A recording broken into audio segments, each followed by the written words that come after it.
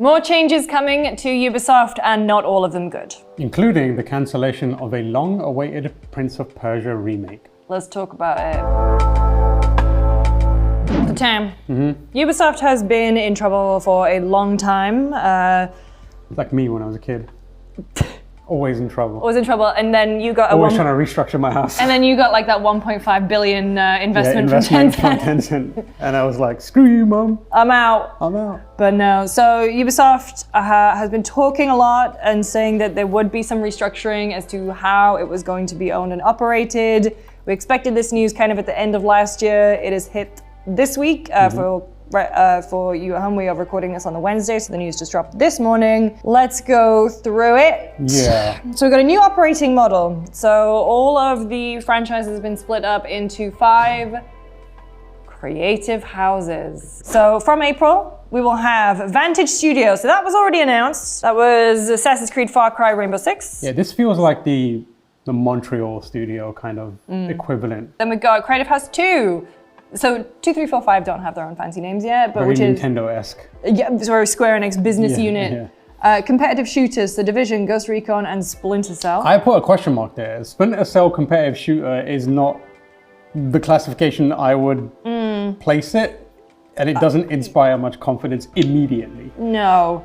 Then we've got Creative House 3, live experiences, For Honor, The Crew, Riders Republic, Brawlhalla, Skull and Bones. Skull and Bones?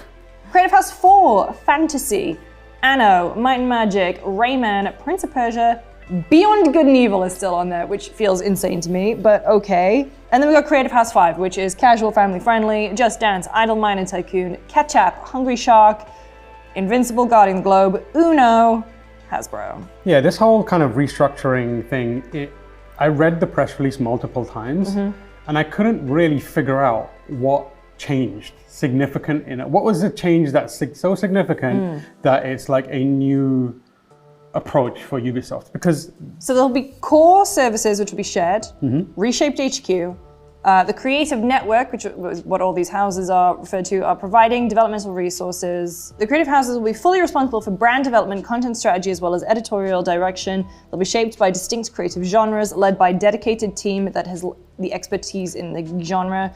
Creative houses will have full financial ownership and account for economic performances. See, that's interesting. It feels like for me, the big takeaway was Ubisoft finally recognizing that they are way too bloated. Yes. And just trying to rein it in a bit.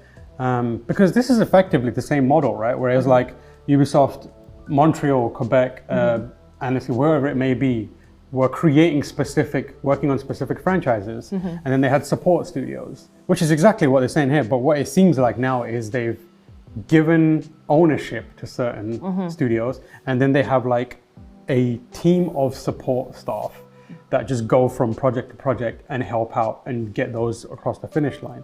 Which again, doesn't seem very different. The big thing coming out of this is they canned the Prince of Persia remake, which has been rough. I believe that was being made in India, was it? I think it was the Mumbai studio. And it was their first game as lead. That was announced in 2020, then it was delayed. Then it got moved to Montreal or Toronto. Either one of the 2 big Canadian studios, and kicked down the road again, and now it has been ultimately cancelled. Another thing, quickly before we move on to the stuff that's been S-canned, Vantage Studios works on Ubisoft's largest and established franchises to turn them into annual billionaire brands. What does that mean? So Assassin's Creed, Far Cry, Rainbow Six. Of those, I feel like that cannot be an annualized Assassin's Creed. I feel like that has to be, hey, it's Assassin's Creed's year, it's Far Cry's year, then it is Rainbow Six's year. But annual billionaire brands, are they all contributing to $1 billion objective, or are they all meant to be their own billion? Again, this smacks of like, the biggest issue I found with Ubisoft recently has been trying to punch way above its weight. Like Ubisoft has been behaving like Ubisoft when they had Assassin's Creed 2, when they were like on top of the world. They had figured something out and everything was going their way, but they carried on behaving like that, and it kind of bit them in the butt. And it feels like coming at this by going billionaire brands is going a bit too hard, and maybe it's designed for like, shareholders in that kind of business or whatever it may be, optics, but it feels like you should try and rein it in before you build back out again. Let's talk about the real shit. It's already been a bunch of games cancelled. We are seeing restructuring of certain studios, closures of other studios, and there is going to be 5-day return to office. There's going to be layoffs in all likelihood.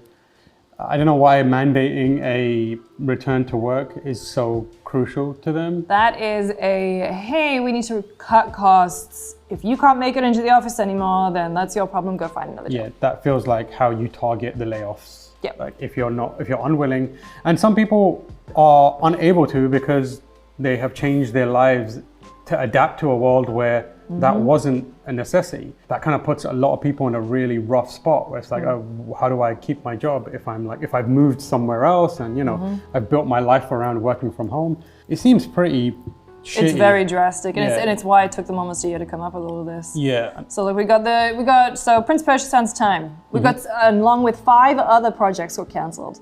Yes. 4 unannounced titles, including 3 new IPs and a mobile title.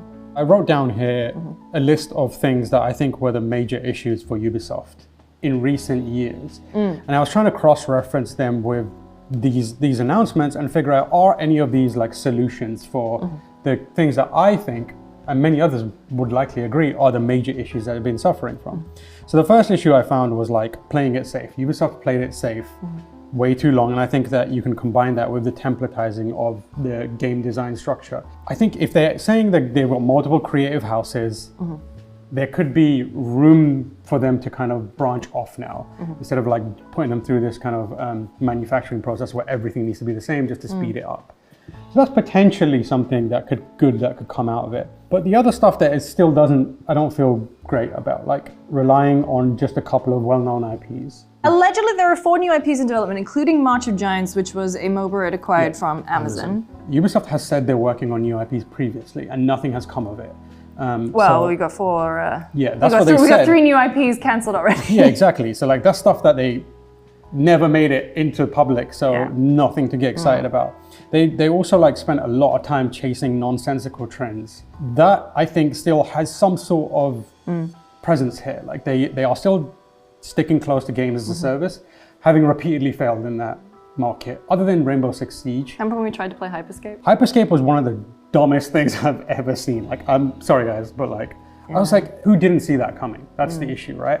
Then they did that weird, what was it like that? It was coins or something like that. Almost like crypto they had stuff. NFTs. NFTs, that's what it was. So bad that I got it out of my head. But like they mentioned generative AI or player-facing generative AI. Some people are saying they're using it to just kind of get ahead and won't be making it into the game. I don't know if Ubisoft is approaching it that way, but that's kind of like a red flag in my mind. And then the biggest thing is like not executing on the ideas that I think are most exciting to people who play games. Like Beyond Good and Evil, one of the greatest bait and switches of all time, is designed specifically to not get acquired effectively. We still haven't seen Beyond Good and Evil 2. I think that a lot of people lost a lot of faith in them. I mean, I feel like that game has to I be... don't think it exists at all. Splinter Cell, just MIA. Hey, let's just announce a remake and then just vanish. you'll never see me again. Rainbow Six. Rainbow Six, they're separate from Rainbow Six Siege. Because Rainbow Six was a very, very popular franchise before it became Siege. I think the last time it was in its original form was Patriots, which became Siege. And then everything else has been like Ghost Recon attached. But Rainbow Six is still out there, they don't use it. Even the Ghost Recon stuff they do isn't what people want. It's like a version of it that they're kind of shoving into trends. Watch Dogs is missing. MIA. I think Watch Dogs is dead.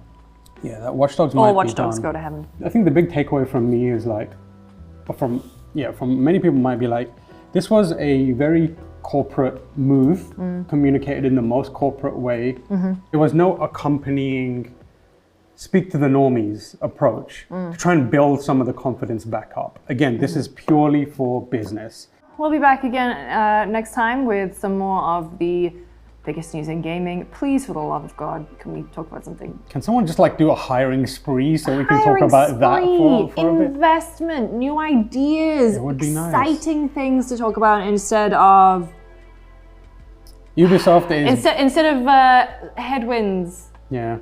I feel like Ubisoft did like the Transformer transformation and came back as the exact same thing, and everyone's like, uh-oh, what the hell? But now in houses. Yeah. All right. See you next time. Bye.